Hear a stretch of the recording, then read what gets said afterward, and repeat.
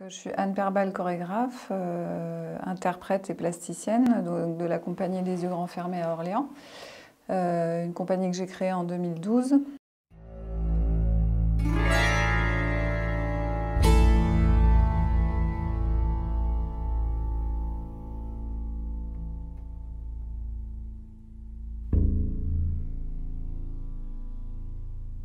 Je travaille sur 3 axes de création, photographie, enfin performance d'abord, performance, sculpture et photographie. Je travaille, je crée des pièces pour les théâtres et aussi pour les lieux du patrimoine. Voilà, je fais pas mal de performances in situ.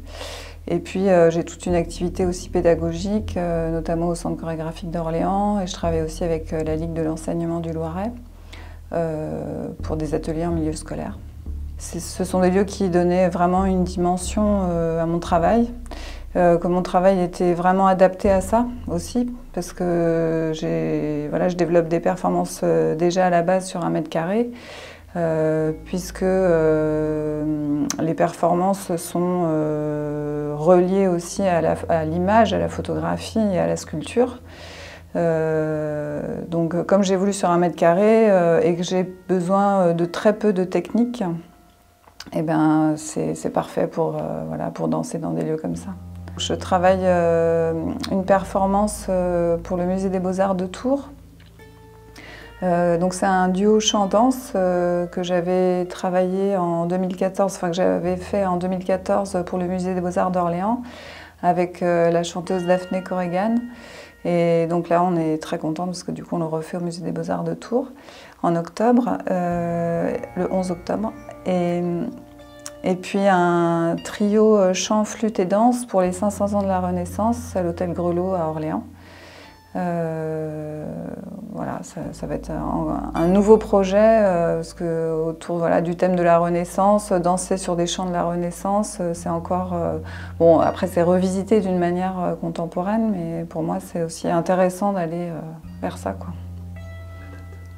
Et ce sera le 13 octobre, le dimanche 13 octobre, à l'Hôtel Grelot à Orléans. Donc Virginie Boyer, je suis responsable du service Ville d'Art et d'Histoire de la mairie d'Orléans et animatrice de l'architecture et du patrimoine pour le label Ville d'Art et d'Histoire. Dans le cadre des Journées européennes du patrimoine, on a à cœur en fait d'ouvrir un maximum de lieux exceptionnels, monuments historiques, lieux qui ne sont pas habituellement ouverts et visibles, ou qui ont un fonctionnement qui ne permet pas forcément qu'on voit le lieu dans d'autres moments. Et beaucoup de sites jouent le jeu dans la ville, et à Orléans, la ville gère un certain nombre de monuments historiques, comme la crypte Saint-Avite, que l'on peut voir à travers ce reportage. Et l'idée, c'était de faire intervenir une artiste pour une performance qui s'empare du lieu, qui le fait vivre autrement que par de simples visites guidées, et qui trouve une résonance en fait par rapport à sa création. Bien écoutez, je suis en charge en fait de sa valorisation et sa transmission, sensibiliser le public à ce patrimoine, tout simplement déjà pour le respecter, le connaître mieux, apporter quelque chose de nouveau dans son cadre de vie et mieux connaître son cadre de vie. Donc le patrimoine, c'est au sens large, c'est tout ce qui nous entoure, c'est tout ce qui est les créations de l'homme à travers les siècles, quels qu'ils soient. Donc ça va être aussi bien un monument, une architecture, un agencement de rue à travers l'urbanisme, des découvertes en sous-sol archéologiques ou les carrières souterraines qui ont été creusées par l'homme pour extraction. Ça peut être le paysage qui a été modelé aussi par l'homme, comme l'espace portuaire sur la Loire. Ou des traditions populaires, comme les fêtes de Jeanne d'Arc.